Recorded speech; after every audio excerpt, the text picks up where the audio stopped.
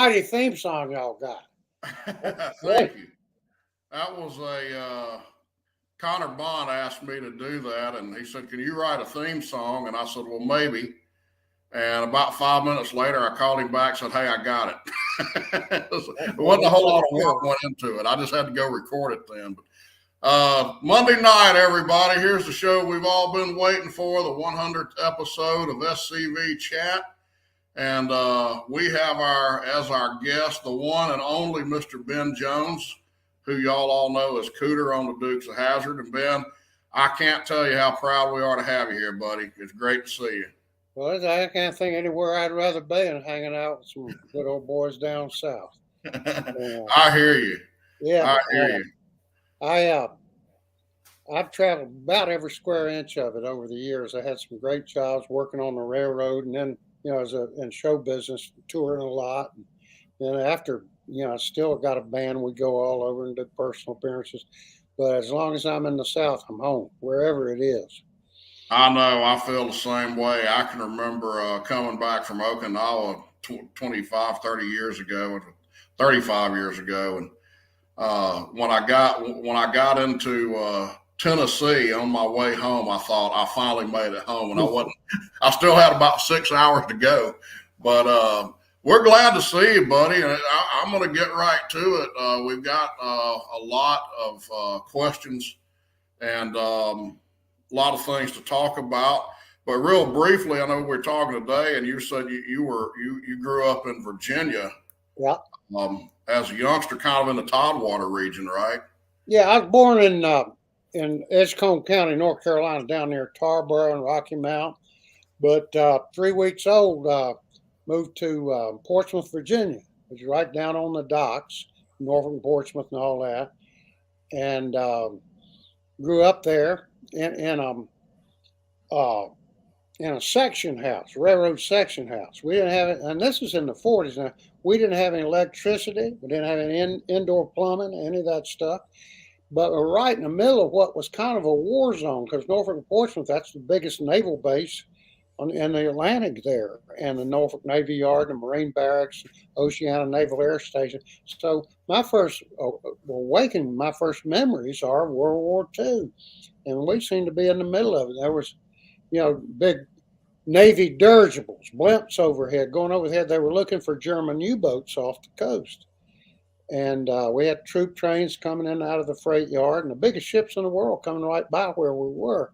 So I was kind of, that affected me a lot, I think, as, understanding. We had people, Mama had a couple of brothers in the Pacific, and we could hear the Naval Hospital was just across the water from us, and they would play taps every time a young Navy man died or a Marine, something like that. And we'd hear that a lot. And my older brothers and I, we rigged up this little flagpole, and we'd bring it down to half mast when we heard them playing taps. So it was an interesting place to grow up. And, right there was all big railroad and locomotives coming in and out, and, ships going by. And it was a good place to grow up. Our side of the tracks, I had to cross the railroad yard to get to my school. Everything was segregated, of course, in those days. It was Jim Crow, and we lived on the African American side of the tracks, and so I was kind of soaked in all of that. I knew that culture, and knew those people, and we shared a lot. And but this was in the 40s and 50s, before the civil rights movement, before all those changes took place. So it was a time of strict segregation, and I remember that very well. But I also just fell in love with being in Virginia, and I fell in love with history and I learned a lot about right there. Nearby was Yorktown and Williamsburg and Jamestown. So that's a lot of history right there. That's where it all started, and for the United States. And so I was kind of soaked in it. I love history, memorized Patrick Henry's speeches and all that stuff. Was a great admirer of Jefferson and Washington and all those people, and of course of Robert E. Lee. And So but growing up there, it had a great influence on me because, as I say, we lived in kind of a primitive circumstance. We had an old outhouse down over the creek, which was the Elizabeth River and Scotts Creek go out into the Chesapeake Bay. So I'm seeing the biggest ships in the world come by, and we're living by a freight yard, and there's stuff, all that stuff coming in and out. I learned geography from reading the boxcars. We I'd see like Baltimore and Ohio. So where's that? And I'd go back, look it up in the railroad directory, and uh, so anyhow, it was an interesting way to grow up, and I ended up later, just by great fortune, ended up at because I was a feckless student, and I should mention I was a teenage alcoholic, and I drank from the time I was a kid to when I was 36, and nearly died from alcohol. And Wow. by the grace of God, I got sober, and that was in 1977. So 45 years I've been sober. And in those 45 years, it's like having lived two different lives from the one I had before. Um, and I got sober, and within a year, I was on the Dukes of Hazzard. And that started in 1978. And in 1988, I got elected to Congress. And it all goes back to 1977 when I was dying on the floor in Atlanta from booze. And I just said one thing. I said, "Please, God, help me." And He did. And I've found the greatest fellowship among other people who are recovering alcoholics. I don't talk much about that, but I wrote a book about it. I wrote a book, I don't know, 10 years ago, 12 years ago, called Redneck Boy in the Promised Land. I told my whole life story, and it went into all of that. But the greatest blessing I've got is the blessing that the Lord bestowed on me, and that was sobriety. And I started a whole nother life, and it's been a happy one. And, fairly successful, I guess you'd say, in show business and politics, and now in business with what we do. So, but I've always loved history, and growing up steeped in it like that, where you could go 20 miles and there was, Jamestown and Yorktown and Williamsburg and all the great Civil War battlefields. And there was, learn about the Washington was Virginian, and Jefferson and Madison and Monroe, and on and on. It was the cradle of America, really. And so, and fortunately, I did love history, and I've always studied it, and I've got a couple of libraries full of it now. And anyhow, it's been an interesting life. And but I always identified, I still and always will identify, not just as an American, but a Southerner. I mean, a Southerner. That's just in my DNA. And both sides of my family and all the folks on both sides fought for the South. We've always been hardworking people, farmers, railroad men, and the salt of the earth. And that's why I so much enjoyed working on the Dukes of Hazzard. I'd had a long career before that came along. But like I say, I was my own worst enemy back in those days when I was drinking so much. But I did a lot of plays, I did a lot of movies, small parts mostly, and had a lot of fun doing that and learned the way. But once I cleaned up my act, my life just took off. And I'd had a part in Smokey and the Bandit. Now, I know people have seen that movie 50 times and don't know I'm in it. But right at the beginning of it, it's a long. So we've got some time. I'll tell the story. That was in 19. I think that's back in, I don't know, 76 or 77. There were a lot of films like that coming in and shooting around Atlanta. I got a call. It was about 5 o'clock in the morning. I'd been out raising cane all night, and wake up and what who's calling me at this hour? And it was a casting director. So we need you to get out to the fairgrounds at Lakewood to do a little part in this movie. I said, oh, all right. So I, sort of drinking coffee, spilling all over. I drive out there, and it's Smokey and the Bandit. And it's this huge set.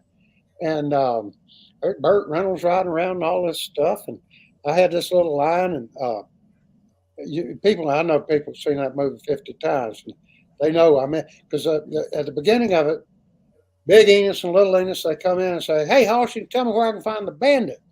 And my line was, "I haven't seen him." So I southernized. I said, "I ain't seen him." And that was it. I had cut. All right, you're done. You can go. And I went back home, went back to bed, and it still wasn't 7:30 in the morning. I woke up about 2 o'clock in the afternoon with a terrible hangover. I said, "I dreamed I was in a movie." It was like that. But it went. But here's the thing. Now it was I, the scripts that I haven't seen him. I turned it into one word the way we do in the South. So I ain't seen him. So I was just saying, I ain't seen him. And they said, "Okay, cut." Now I've been a lot of movies and films over the years, but that for those three words, which I turned into one word, every about every 3 or 4 months, I'll get a little check in the mail for I don't know, might be $19.12 for the 23rd rerun in Sweden or something of Smokey and the Bandit. But I figure over the years, I'm off of that. I've made about I don't know $12,000 a word. Wow. Anyhow, Wow. that was a great career, and George, of course, took off for filming and everything. So I was in the right place at the right time when the Dukes of Hazzard started. Now, how did you end up on the Dukes? Well, I had just been in the right place at the right time. I had cleaned up my act, and I started getting hired a lot for different things. But I went in there, and I was a kid. I'd done all kinds of work when I was a kid, but I had worked as a grease monkey. Worked with a buddy of mine, a man I worked for named Stump Roundtree's Pure Oil Station in Portsmouth. And I worked up there for a while, and after a while, I said they called me Buster in those days. I said, "Buster," he said, "Are you doing pretty good with the grease jobs, the oil changes? You work the front real good. You're great at changing the tires, and checking the oil and cleaning those windshields. But you stay away from my tools. You ain't no mechanic." And so it turned out I got to be the most famous mechanic in the world, on the Dukes of Hazzard. But I was Yeah. once again, I worked a lot as an actor. I was good at it, and that just came along. A friend of mine, a guy named Guy Waldron, who was from Kentucky originally, but I'd known him in Atlanta, and he had run into an old boy, a moonshine runner named Jerry Rushing, who's a great character from North Carolina. And he did a movie based on Jerry's stories about running shine up in the hills and called it The Moon Runners. And I had a small part in that movie. It was kind of loosely connected to Thunder Road, which was the first of the Moonshine movies. 1957, Robert Mitchum did that. Yeah. It was a great movie. Sang the theme song. Low budget, had a great let me tell the story. I can tell it all. You know that in Thunder Road? Yeah. Had Robert Mitchum wrote it and directed it, produced it, wrote the song for it and everything. It was a great movie. So this was kind of loosely based on that kind of idea, the Moonrunners was. And he had Robert Mitchum's son, Jim Mitchum, who had been in Thunder Road, doing one of the parts in this Moonrunners. And I had a small part in it playing a revenuer who arrested the mule who was hauling the sugar up to the still. But anyhow, so about a year later, there was a time when the South was, Jimmy Carter was president. Burt Reynolds was doing all those movies. NASCAR was taking off. And he had done Smokey and the Bandit, which I had a small part in. And then so Guy Waldron took that Moonrunners idea and turned it into the Dukes of Hazzard. And it came to Georgia to shoot in the fall of 1978. And I was assured it was going to be filmed in Georgia, all of it. We did the first 5 episodes, and then they said, we're going to move the whole thing to California now. So there I was, because I just dedicated to the South. I'd been to Los Angeles, had no interest in Hollywood. But they paid for me to fly back and forth. And they didn't know how long it was going to last, but went for 7 seasons, 7 years. I'm flying back and forth. Got a lot of frequent flyer miles, but had a wonderful home in Georgia and loved working in California. That show had the greatest cast, the chemistry, the fun of that. It's still going strong all over the world, and we're still having fun with it. And we started filming in 78. So that's been 44 years ago it's been going. And it's still shown, the DVDs and Amazon Prime and all that, and it's shown all over the world. And they've made feature films. It just keeps going on. And we just continue to have fun with it, even though I've done a lot of other things. But it was also a way, and this I love about it, because my love of the South, I didn't want to go to California. I'd been out there, didn't like it, was loving Georgia and helping to build a film industry there. But it was a positive show about the South. You know, the way we've been put down for so long and basically slandered by the national media and all that. But here was a bunch of proud, and they were simple country people. But it was also a show like those shows I grew up with on the Saturday matinees. I remember Roy Rogers and Gene Autry and Hopalong Cast. And they were the good guys and the bad guys, and you knew which was which, and had a lot of action, had great music, always had a pretty rancher's daughter, had some slapstick comedy and a comic sidekick. But the good guys always won. And the reason they won, us kids knew it too, was because they always did the right thing. They made the right. Gene Autry and Roy Rogers, and there's no cussing in those movies, no blood, and the good guys won. It had a happy ending, and we loved that, and we looked up to those heroes, and that's what the Dukes of Hazzard was. It was sort of like one of those old westerns, Saturday matinee westerns, with cars instead of horses, and the good guys always won because they did the right thing, and we had prettiest girl in the world walking by the camera every once in a while. Great action, slapstick comedy, and that stuff never gets old. You can watch that show right now, and it looks like it might have been filmed back here in the Blue Ridge Mountains last week. Yeah. It was a university ball cap, and we wear ball caps, we work shirts, and we drive old cars on dirt roads. And it's the heartland of America. And it got ratings that are undreamed of now. I mean, you couldn't imagine 30, 40 million people a week watching on Friday nights. See, there weren't but 3 networks. No show even gets 5 million people now. I remember. And it was a phenomenal thing, and I got to be a part of it and still part of it, but it also showed the South in a positive way. Yeah. Simple country people, hardworking farmers and all that, doing the right thing and hanging together as a family, all those family values I talk about. And that's the one show that they went after, that the left went after to get it off of television because of the Confederate battle flag, the St. Andrew's cross, that Christian cross on top of our car, the General Lee. They went after that. Hate symbol. And that's just, we know it's BS, and we fight back. They don't understand that about us, And I think I mentioned to you when we chatted one time that, I was in the civil rights movement. As I say, I grew up on that side of the tracks. I grew up with black people, and I actually have some black heritage in my family. I'm descended from a slave back on the eastern shore of Virginia. So I know what I'm talking about. I went through the civil rights movement. I went to jail, and I got shot at. And I had it out with the Klan too. But I thought that was the right thing to do, and I still think it's the right thing to do. And that to me is what the South is about. We've always, despite all those troubles, the best people in the South not only looked out for one another, but really genuinely cared and loved each other, black and white and red and brown. And we've experienced this wonderful region together for hundreds of years now.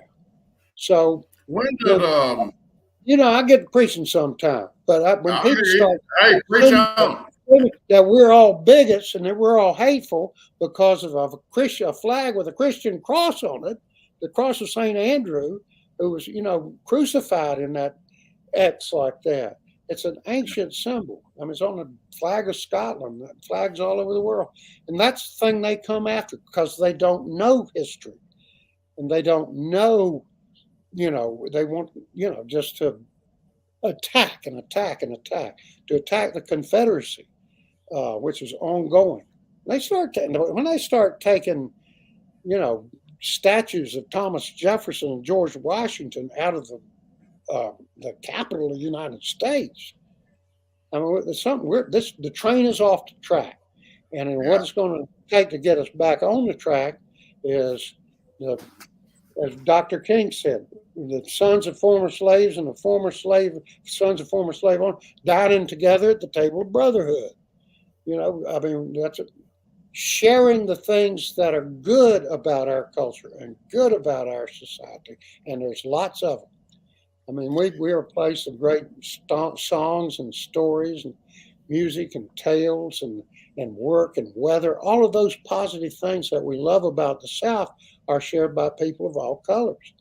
And that's sort of my little crusade. I am so proud to be, descended from men who represented and fought for the South and did what they absolutely believed was the right thing in that time.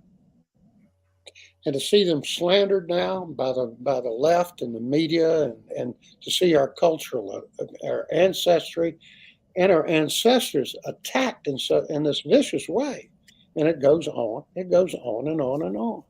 I think I mentioned to you the other day in Culpeper, Virginia. Culpeper was an Englishman who hardly ever came. Lord Culpeper, he could have cared less about this place.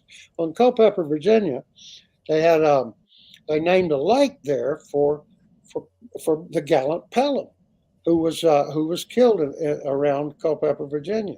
It's called Lake Pelham, and the county council the other day, the supervisors got together and took Pelham's name off of that lake because he was a Confederate soldier.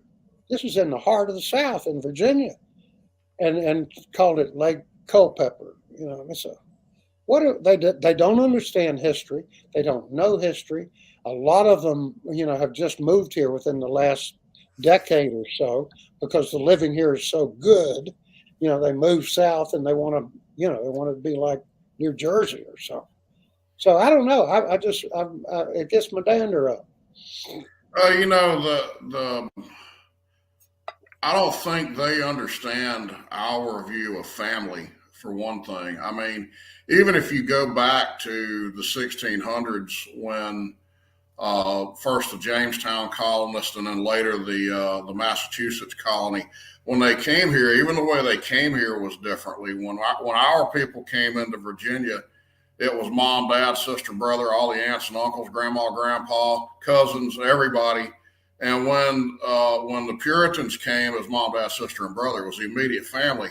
And I've had people from up north that have moved here, good people, that are, they're not coming down here to change it. They're here because they like it better here than they do in the north. But I've had a couple of them tell me, you people cling to your history up north. That's just not a thing. And you hit on it earlier. I think that when people abroad, when people overseas think of America, they think of the South. The South is America. It's the and all of the values that were represented on the Dukes of Hazzard. Uncle Jesse was kind of this wise old patriarchal person, and he was the guiding light of the family, and everybody, nobody crossed him. We all had to have his blessing on things. There's a ton of truth to that. I mean, it was that way in my family. I had great grandparents, and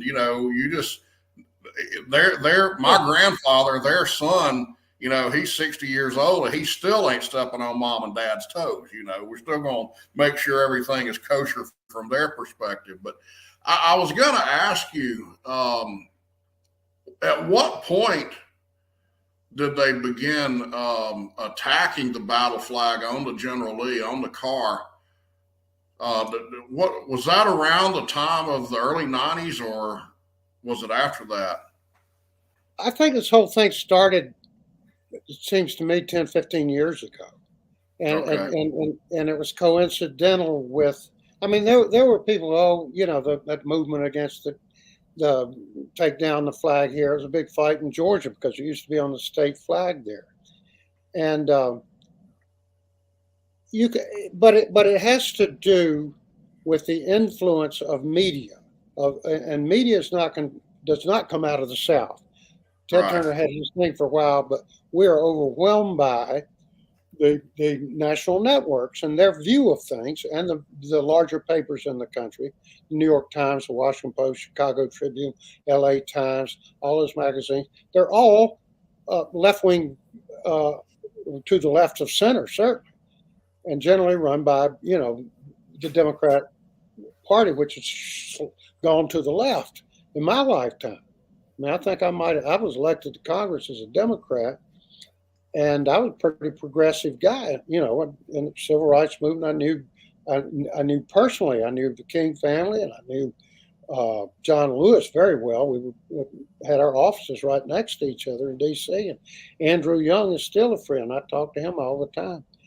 But, suddenly there was a shift, and it became an easy target for them to say, take down that flag, rebel flag. It stands for this and it stands for that. Without the people, it's been my experience that those people don't know that they haven't studied the history. They don't know why what they don't know jack about it. And I start saying, well, did you ever read, Abraham Lincoln's first inaugural address, where he proposed making the Corwin Amendment to the Constitutional? He supported that and wanted to become a permanent part of the Constitution. And the Corwin Amendment would have guaranteed slavery forever. That was Lincoln now. It would have made slavery permanent. And so they just don't know those things, I guess, or they conveniently overlook them so they can make their arguments. It's a journey. Anytime you have an experiment like America, and we've been through all this.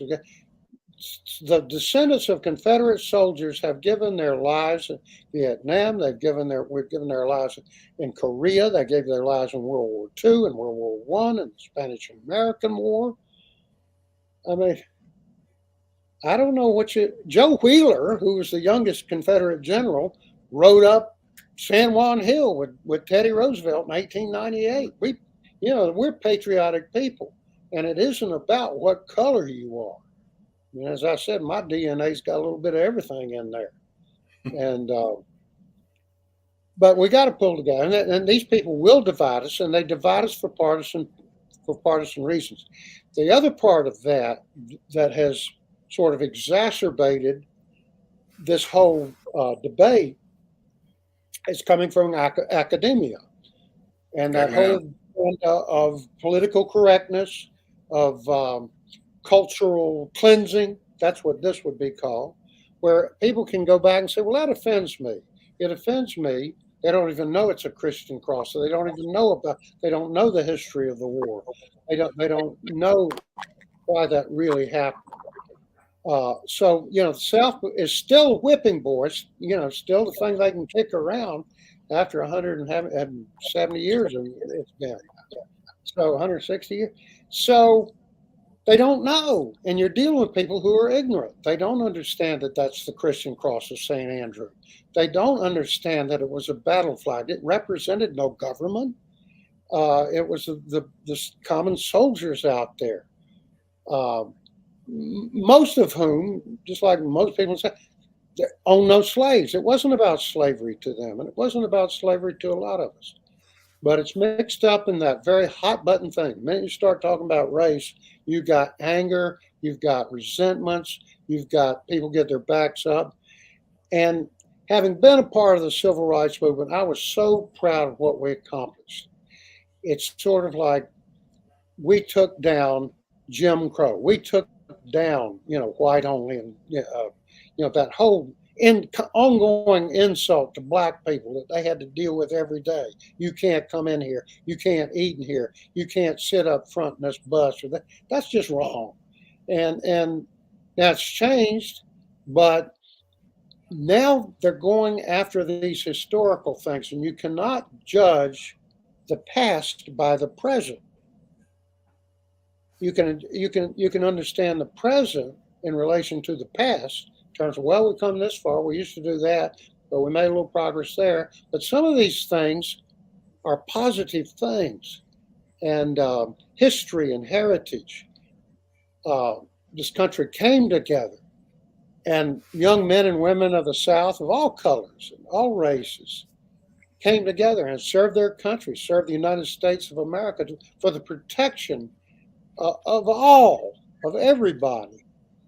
And we're given, it's sort of like, no, still, it's an easy target. It's an easy target. Take the Dukes of Hazzard off the air because of the car and how that's somehow, I don't think I've ever met any black people that didn't watch the Dukes of Hazzard. There was no racism in Hazzard County. I mean, the last thing on anybody's mind. I mean, we treated everybody the same. That was the great thing about the show. People recognize those family values. Do the right thing and treat everybody the same. And Uncle Jackson, you go back and tell that woman you're sorry you knocked over her mailbox, things like that. So it was always do the right thing, and we had a huge, and still do. I mean, we do this. I still have Cooter's place, and we have a lot of fun with the show. I can't tell you how many black folks come in there all the time. Our neighbors around the store, all the they love it. They love it. They love the idea. They relate to it because the Dukes. A lot of people could relate to it because the Dukes were always up against the man, the bank and the boss hog and the guy that ran everything. And the Dukes were, the underdogs. And so I think a lot of people related to fighting the system, that's what we did. And to take our show, our sweet little G-rated, Sunday school kind of show and turn it into the way they want to do, having something to do with hatred and bigotry and all that, is just wrong-headed. But it tells you where this country is going. And it's coming out of academia, and it's coming out of cultural Marxist principles, which, French cultural cleansing, political correctness, and all those things. It's just, they can, as far as I'm concerned, they can fold it 4 ways and put it where the moon don't shine. And I'm going to say what I know. Go ahead. I'm sorry. You and I were chief of heritage operations for the SCV, one right after the other. I think you were there 2014 to 2016, and I came in right after you. And I know during that time, it seems like the bottom really fell out. Yeah. I mean, you had the lead up to New Orleans, which was just a travesty. You had Charlottesville occurred, and then the attacks on the monument in Richmond. Later, we got into Memphis, and it came upon us really quickly, like a tidal wave. Yeah, I mean, and we were getting hit from all angles. And I know you and I, over those 4-year periods, I mean, we wrote a lot of press releases, and I mean, I was always trying to come across as the voice of reason when I really wanted to bite somebody's head off, But I read an article the other day by a left winger who was attacking the South, but the part of the article that really got me was that he was just incredulous that after all of these years, the statistics and the polls still show that people love the South. They don't hate the South. They don't hate the flag. I mean, even a large percentage of Black Americans say it's just history. And from my perspective and yours, and a lot of us in the SCV, it looks like we're still getting bombarded, but from their perspective, it's like they haven't done enough damage. And, I guess my question to you is, do we survive? Where do we go from here? Does our heritage hold up? I mean, what do you think in that term? Well, yes, I think the answer to that is yes, if we are able to withstand the current incessant and daily cultural attacks on our heritage, which is a very fine heritage. The descendants of the Confederacy, as you know, have fought in every war since, and bravely, and medals of honor and all that. Audie Murphy and Sergeant York and all those guys were just good old boys who are American heroes, fought the Nazis and fought the World War I. So we have to emphasize those things, that we're simply not hateful people. There are at least 75 million people in the United States who have the genes of the Confederacy, who are descendants of the Confederacy, of those who fought. And there's nothing to be ashamed of. We have to withstand and put the lie to this enormous. One thing that's going to change that very quickly, I believe anyhow, and this is something a little bit different, is this next election. Because there's a reaction. It's not just that they're coming after us, they're coming after everything. And people are sick and tired of this cultural cleansing and political correctness and all this, sexual politics and all that. Just almost want to cover their kids' eyes when the news comes on, this stuff. But I think there's a reaction going on in this country, and I believe that a majority of the people in this country understand exactly what you and I are saying, and they understand exactly why we're saying it, and they feel the same way. And the power of the media left, and that's what's coming after us. They're not. This ain't like it's not like the Democratic Party I belong to. And we're not talking about Harry Truman and Franklin Roosevelt and those folks. We're not talking about Jimmy Carter. For that matter, we're not talking about Barack Obama. We're talking about a whole new thing that's coming out of very deep-pocketed corporations, and they are taking control from the people. And there has to be a populist uprising, a populist reaction, a counterattack. And we're just getting started. We're not going anywhere. I mean, no, what they're trying to do isn't working. The New York Times, the Washington Post, CBS, all the big networks, all their trash, all their politics hasn't moved anybody an inch. They encourage each other, and they raise enormous amounts of money, and they attack people, who are just kind of trying to do their patriotic duty or saying what they think. And they've characterized us as, troglodyte, reactionary bigots and racists and all that stuff. Nothing be further from the truth. But people see that. People recognize that the truth when they hear it. They recognize people who are speaking from their heart. And they're sick and tired of it too. They don't like to send their schools to, where there's teachers wanting them, telling them how to change what sex they are or what gender they are. They don't want to hear that from a school teacher. That's personal, private, family business there. And should not be a political movement. And as far as all this cultural cleansing, I mean, so they named Lord Fairfax. So without Lord Fairfax, there wouldn't have been a George Washington. Without George Washington, there wouldn't be a United States. We wouldn't even be. We'd have a. What's that noise? I guess it may. So one of your dogs growling at you. There's probably a rabbit in the yard. I don't know about you, but I'm hearing. Anyhow, I guess that's all the viewers saying, "Shut up, Jones." I get this. We can win this thing simply by continuing to be ourselves, saying what we think, representing and standing up for, recognizing the sins of the past. I mean, we all have to do that. We've made progress in this country, and the South. I mean, black people are moving to the South from New Jersey and Minnesota and Chicago because they hear it's better here, that it's not as dangerous, that it's more fun, that people get along better. So no, I think we're winning, and that's why they're so upset. It's just it's terrible what's going on when they can pull down statues like that. That thing that happened in Charlottesville was a total ruse. People just out there saying, no, the statue, very simple thing. This is a man, generally he was a complex man, but he was a good man and a Christian man. He was of his time, and we honor him as we honor our ancestors who are on that side of history. But they wouldn't hear that.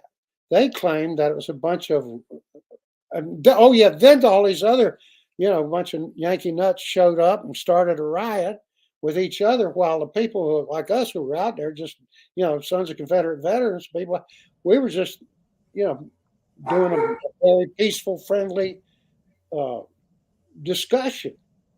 So, I mean, so it got completely overwhelmed. And that happens. Same thing, it's same thing happened in Louisiana and New Orleans. Well, we can sit down and talk to our worst enemies face to face across a table and break bread and listen to them as just as they will listen to us. And that's what we need to do.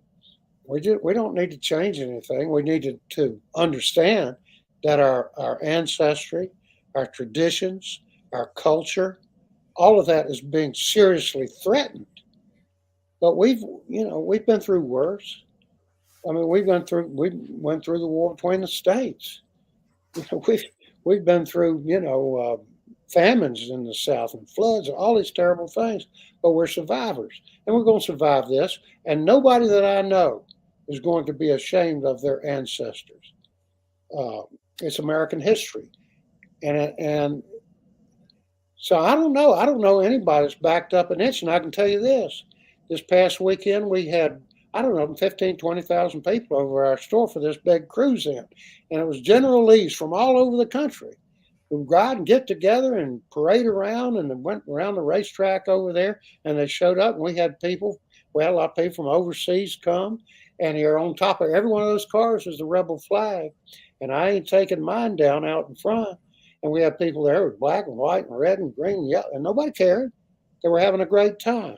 We were celebrating the best in America, where we can accept our past and get beyond our past and our differences and break bread as basically as the human family. I believe in that. I've seen it happen. See it happen all the time. I mean, it's a very simple thing. And Dr. King said it, he, in a very good way. He said, I have a dream that someday on the red hills of Georgia, the sons of former slaves and the sons of former slave owners will dine together at the table of brotherhood. Well, we've reached that day. We do that here. We do that all over. We're not at war with each other.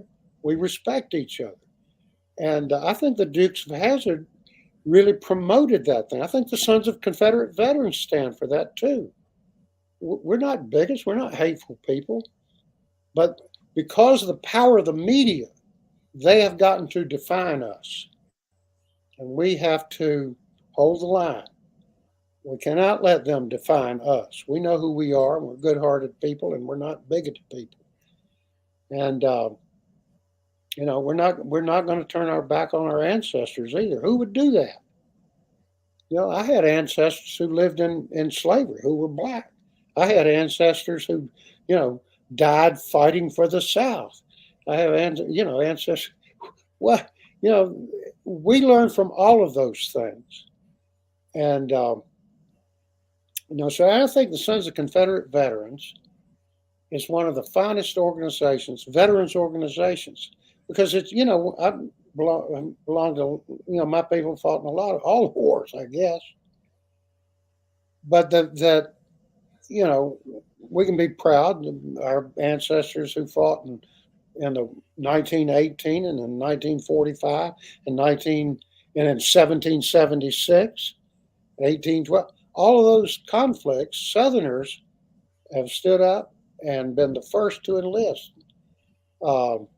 And I'm not going to let anybody define me by my ancestry, by the fact that I'm just very, very proud to be a descendant of the Confederacy, to be a son of the South, and to have been a part of seeing the South go from Jim Crow and white only, and you go to the back of the bus and you can't eat in this place or go in that restroom. That was just wrong. And I've seen the South go from that to being the Sun Belt, to leading the nation in racial progress. Now I think that people want to tear that down, and I think they're just professional race haters of all colors. And I think that, that some people, certain people are just, that's how they make their living. They divide people. You're white, we're black. You did this, you owe us this, you owe us that, and all that stuff. Al Sharpton's a perfect example. Jesse Jackson's done a lot of that too. He should know better. But, the only way I know of to communicate at all is just to treat everybody the same. That's what Uncle Jesse taught, treat everybody the same. Greet them as a neighbor, and until they give you reason otherwise, do right by them. Just look them in the eye and tell them the truth. And I've seen that in my life, and we have people come to our store because of the Dukes of Hazzard, which was a Southern show. Flew that flag proudly. There was no racism in Hazzard County. It was a happy place where everybody looked out for one another, and people come from all over the world to our little store and say, "We love this show." I've had people come from Italy. Come walking down the road from Italy. I do these Zoom calls like this. I did one with a guy from Italy a couple of weeks ago. He was a policeman in Rome at the Vatican, and he grew up with the Dukes of Hazzard, and he was so happy to do what you and I are doing. He was crying. It was like, so we made people happy all over the world, and there was no racism in Hazzard County. And there was no hatred, nothing like that, never even a whisper of anything like that, because of Uncle Jesse's moral authority. Came right from the Old Testament and the New Testament. Treat everybody the same. And I think we have to teach our children that. But because there are forces that want to divide us and are working very hard at that every day, we have to stand up to them, and we have to make our position absolutely clear. We're not hateful people. We're not bigots. And we're certainly not ashamed of the actions of our ancestors, or the Christian cross of St. Andrew, which we proudly display. Yeah, and I think we have to, and most importantly, or certainly equally as important, is pass that view down to our kids, and maybe that's best done by our own example. A lot of youngsters. I know I'm seeing more and more young people come into the SCV. A lot of them probably are watching this right now, and that's a great thing. But hey, Moose, if you can hear me, do we have any questions from any of the audience out there for Ben? Where you at, buddy? There he is. We getting any questions that anybody would like to ask? Someone asked one a while ago. Let me see if I can find it. Christian Lee asked, "Did you do any jump stunts?" Yeah, yeah, yeah. In fact, I jumped a Rolls Royce one time accidentally, but I was interviewing, and I did a lot of the driving. But when you saw the long jumps, across a river or between two mountains or something, that was professional stunt drivers, and we had the best in the business. And some of those guys set world land-to-land films just in the course of filming the show. And we still do that. We get together and jump a car, tear up cars every now and then. We did one in Nashville at the fairgrounds. We had this huge Dukes Fest there. And Alma, who was it that jumped that car? Corey Eubanks. Yeah, it was Corey Eubanks, who's one of the great stunt drivers in Hollywood. His father was Bob Eubanks, the game show guy, and he grew up right next to where we filmed. When he was a kid, he'd sneak into the lot at night and hotwire the generals and drive them around. Well, he was a stunt driver, and he worked on our show. He jumped a car, a General Lee, a ramp to ground. He hit the ramp, flew through the air, and I think it was 247 feet, most of a football field. And that's a big car. And we did that live. And Corey, I think, was about 3 or 4 inches shorter when he got out of the car, but we stretched him back out. So we still get together and wreck a car every now and then just for the fun of it. Any other questions? We got one from our Chief of Heritage Operations, Mr. Ron Kennedy, asking, did you ever have to help Hollywood folks understand Southern talk? Absolutely, yeah. Yeah, I would. In fact, I had to, those Hollywood writers, they try to do this Southern dialect, and they were nice old guys, but, from New York or Hollywood, and they're out there, and they'd never even been to the South. So I said, well, I think people picked up on what me and Sonny Shroyer were doing. Sonny's from Valdosta, Georgia. And Jimmy Best he was from Kentucky. So we had the real thing going, And I would cooterize. I'd take the script and say, what in the world? Nobody'd ever say that. So I'd just rewrite it in Southern dialect. I remember one time said, and we're usually sayings you'd hear. And I'd heard this saying, faster than a minnow will swim a nickel dipper. Little nickel dipper. So I said, I'll be there faster than a minnow will swim a nickel dipper. And everybody said, what did he say? What did he say? So we did a lot of things like that. And they had, I wrote this CB thing, and it would say, breaker one. Does anyone have their ears on the Hazzard net? Come on. Crazy Cooter. Coming at you, something.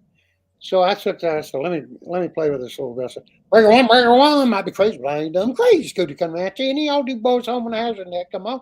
And we got doing things like that. And the writers just said, let them take care of it. They were nice guys, but I don't think the only time they'd ever been in the South was in boot camp at Paris Island or something, and they wanted to forget about it. They were not Southern guys, but we had so much fun doing that, and I hope we represented the culture well. I mean, they were good. The good guys always, like those old westerns, like we were talking about before. The good guys always won. Nobody ever really got hurt. Nobody even bled. And, always had a happy ending. And it was a family that hung together and looked out for each other, even though they did not have much. They put family first and doing the right thing first. And I think that's just like those Gene Autry and Roy Rogers things we were talking about. You can't beat that. That's a good message. Not sophisticated maybe for some people, but it was a whole lot of fun doing it. And our show, unlike every other show that was on then, is still going strong all over the world. And we're very, very proud that our flag, the St. Andrew's Cross, the Confederate battle flag, which my ancestors fought under, is on top of that car. It's a great piece of American history. And I'm always saying we need to come together and have fun, just like we did in Hazzard County. No hatred. There was never even a scintilla of racism on that show, and that's the way the world ought to be. Any others, Moose? We got a couple more here. We got one from Mr. Jeffrey asking, "Are you a lifetime member of the SCV?" Yes. Yeah, I have been for quite a while, and on behalf of several people. One I mentioned earlier, maybe when we were talking on the phone about Gabriel Jacobs, who was killed at Fraser's Farm. He was a descendant of Gabriel Jacobs. I'm after 4 or 5 generations. His namesake had been a slave. Gabriel Jacobs and his brother, and Harley Jenrette, married my great-great-grandma, who was a Jacobs. Annie Jean Jacobs married Harley Jenrette, who fought for the South, and there are others. But all those folks came out of Columbus County, North Carolina, down near the South Carolina line, where my mama was from. And they were just the salt of the earth people. And, yeah, so the answer to that is, yeah, I had people on both sides of the family who fought. And the Sons of Confederate Veterans is one of the greatest.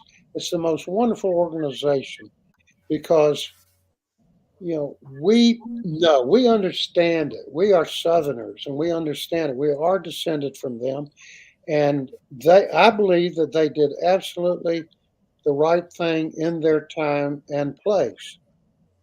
They went out and they were fighting for Columbus County, North Carolina, or Rappahannock County, Virginia, where I am now. They were patriotic Americans, and they could not control those events beyond them. Those great political events that that caused the rift in the American fabric, the tear in the American fabric. And nobody more than Southerners worked to put this thing back together.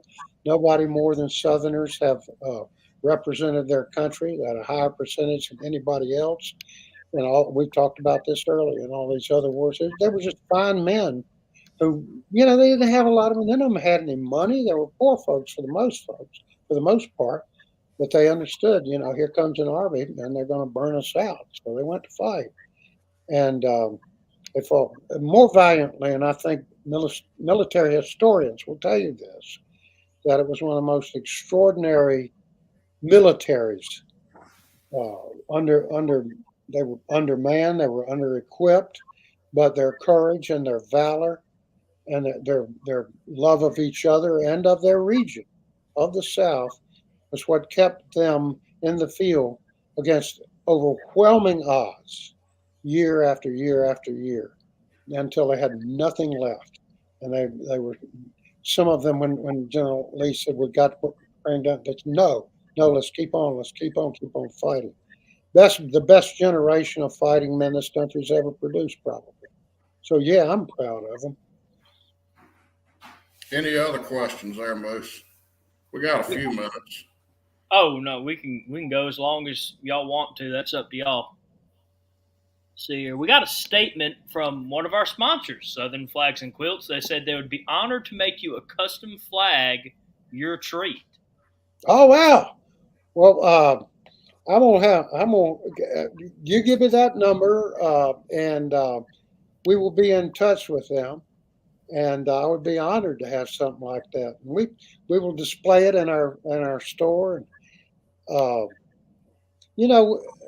have to remind people. They'll come in. You got that red flag? You got that? And if I hear that, I say, wait a minute now.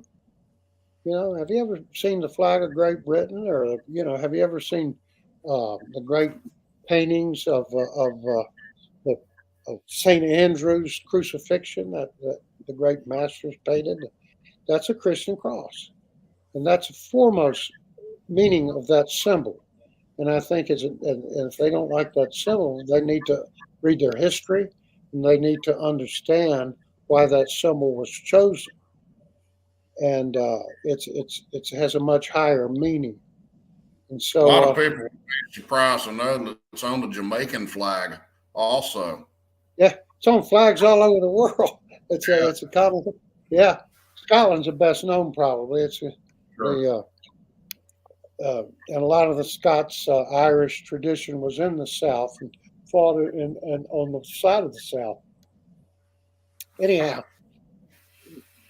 any others? That's why I'm looking forward to that quilt. I'm gonna get in touch. I'll get in touch with those. I might sleep under that quilt. I don't know if I'll put it up in the store or not. But. We'll definitely get the number to you. They're great supporters of the chat of this show, and we've been doing it. I say we, not me. I've just been doing it, guest hosting for a couple of months now. But Moose and Connor have been doing this. This is the third year. Yes. I think fourth year, and the reach has just been great. I mean, I don't know how many viewers. Moose looks like he's got another 40 or 50 years he can do this. That's what we hope. Yeah, we'll do it. We'll do it. It's a gene. I think it's in our genes. We'll pass those genes on. This organization. I'm sorry. Go ahead. No. This organization, we're just starting out. The Sons of Confederate Veterans are going to be around as long as there's a descendant. And each generation brings more descendants, And there's a lot of it, but what was about it? One in every 4 Americans is descended from the Confederacy. There's 70, 80 million of them. descendants, and each generation there's that many more. It's exponential, and so all we're trying to teach to them is that they have a heritage that they can be extraordinarily proud of, and they have to understand it in its time as real history. If you understand, if you go back and you study, you see how all those things in American history led up to that, and how everything since then has been affected by it. But they've gone further. Our opponents have gone further than just coming after, us and the Confederate flags and Robert E. Lee. They want to see George Washington gone. They want to see Theodore Roosevelt. They were tearing down Theodore Roosevelt statues in New York during all those riots. They want to see Jefferson gone, who created the Declaration of Independence. They want to see James Madison gone, the Virginian who was the father of the Constitution. They want to see George Washington gone off of every public building that there is and all those statues. The father of our country, without whom there certainly would be no United States of America. So they don't know that. We have to teach them our history, our common history. Got any other questions, Moose? We got a couple. Got a question and a statement, all from the same person. Victor Smith from Florida said he'd be honored to make you a custom tumbler. Well, I'd be honored to get it. That stuff. All these folks. If you ever, we've got 3 Cooters outlets. I'll do the commercial here. Cooters is a celebration of the Dukes of Hazzard, and people love it for all over the world. And we show the show. The folks who still were on the show this past weekend, Tom Wopat was with us, Luke Duke, and Dorothy Best, who was James West's widow, came and joined us. She was on the show. Wade Jennings is with us a lot, who was Waylon's grandson, sounds just like him. Daisy Duke comes to our stores all the time, and Rick Hurst, who played Cletus the deputy, and Sonny Schwartz down there in Valdosta, Georgia. He comes with all the family, and the family extends to everybody that ever watched the show. And it's a wonderful, happy, there's no downside to it. It's just we make music, we wreck cars, we just have a ball with each other. So we do festivals and things like that. So check out cootersplace.com. And we've got a store in Pigeon Forge and a store in Nashville right by the Grand Ole Opry. And we got a store here in the Shenandoah Valley in Luray, Virginia, where the great Luray Caverns are. And I can look out, if it wasn't dark, I could look out the window and look right up at the top of the Blue Ridge Mountains and see the Appalachian Trail and the Skyline Drive. I think it was one of the first scenic highways in America. It's a great place to visit. And there's no doubt, you won't find any hateful people at the Duke's place and at Cooter's. It ain't about that. In fact, it's about the opposite of that. It's about, just like Uncle said, I think we were the last show on television where somebody, would say grace and read from the Bible. You children do right. So, it's a wonderful show. And people all over the world have enjoyed it. It's been shown in 8 or 10 different languages. And I've run into people all over the world who, Dukes of Hazzard, and just get happy. They're just happy to think about it. It's a fine thing. And I've also wanted to say this about this Sons of Confederate Veterans. We've got our priorities right. If you don't, it's caused us to study American history more than most people do, to understand the context of the war between the states and to understand what went before it and what inevitably led to it and the mistakes that were made. But no army ever fought more valiantly, did more with so little resources against overwhelming odds. And so we're proud of them, if not for the cause, for the effort. And I'm so proud to have their genes and proud of them and of my ancestors. And I don't see how anybody could have a problem with that. I don't have any problem with the descendants of the Union Army. I honor them, and I honored the sacrifice that their ancestors made. But they got to cut us some slack, if you know what I mean. We're good people. Any other questions? We're about 10 after now. Y'all want to wrap it up? I just said it's after 9 o'clock where Ben is. You and Moose and I are on Central Time. Ben's an hour ahead. Yeah. I just, I'm so proud. I know that maybe some people are watching who are not descendants or who are descendants who are thinking about joining the Sons of Confederate. Dude, just do it. It's a great organization, and it's something to be very, very proud of, and you're needed. We need you to speak up every day, to be proud of those ancestors and understand the sacrifice that they made in the time that they made it. In the annals of warfare, there's never been a greater effort under worse circumstances. And so I'm very proud of them. They did what they thought was right. And a lot of people who do study history understand that thing became inevitable and that it could have been avoided and should have been avoided. And that, that didn't happen. But that's okay. We're here now, all these years later. The Sons of Confederate Veterans, I hope, and I believe in the afterlife, and I believe that my ancestors are saying, y'all, thank you. Y'all keep on doing what you're doing. Keep saying what you think. Keep standing up and talking back and try to build bridges and try to, spread light where there's only darkness about these issues. And I'm happy, too, that the Dukes of Hazzard has contributed to that in some ways. Still flies that flag proudly all over the world in a positive way. And represents, I think, the Southern culture, even though there's all that Hollywood stuff in it.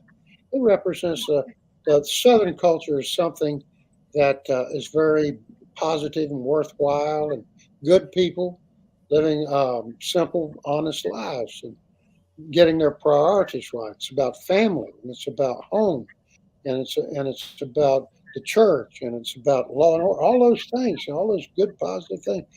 And I'm proud to have been a part of that too. So, anyhow, I always ended the show this way, or ended my part. I was saying, breaker one. Might be crazy, but I ain't done crazy. Cooter coming at you. I'm down and I'm gone, y'all.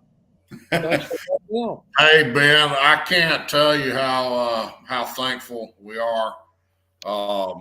Everybody out there, we love you. We love the show. And I really, all of us, speaking on behalf of all of us, of all the people watching and Moose and Connor as well, we just really appreciate you being on and doing this for us. And hopefully we'll have you back sometime soon. And yeah. I got one request. The next time you're going to be at your show, your store in Nashville, let me know, because I only live about 2 hours from there. I'd love to come up and see you again. So, well, I will let you know. My travel, has been kind of restricted. I've had a series of, I've got more metal in my body than the General Lee's got. I mean, I'd start naming my operations, and it would take us another hour. But I just turned 81. I slowed down, but I'm planning to get back down there and to Pigeon Forge once or twice, and as my health improves. And I certainly get to Nashville. It's a great location. It's right there, and right across from the Grand Ole Opry. Yeah, pretty good location. Yeah. Well, good deal, buddy. Well, hey, thanks again. I can't thank you enough. Great to see you. And thank Miss Alma for helping you get situated. I've got this real good deal. Miss Alma does all the work, and I get all the credit. It ain't fair. It ain't fair. But without her, none of this would have happened. Can't beat she's the one that keeps the Dukes of Hazzard in Cooter's place on the map. We're on the radar screen, and we're doing great. Everybody in Hazzard County is fine, and we appreciate the support of everybody out there all over the world, really. So thank you. Thanks, y'all. Thank you. And was it Moose back there behind you there, Connor? Tell Moose hey, too. It'd be a good name in Hazzard County. Thanks, y'all. Take care. All right, buddy. Thank you. We'll see everybody Monday night.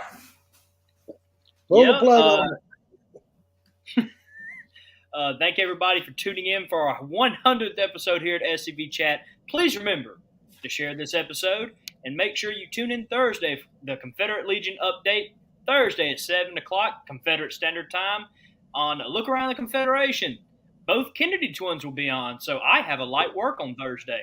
And make sure to tune in Wednesday. We might be trying to have another special episode as well as a rewatch and rerun of this episode. Again, thank you all for tuning in for this 100th episode. And remember, chat heads, no Fumar in the elevator. Good night, everybody.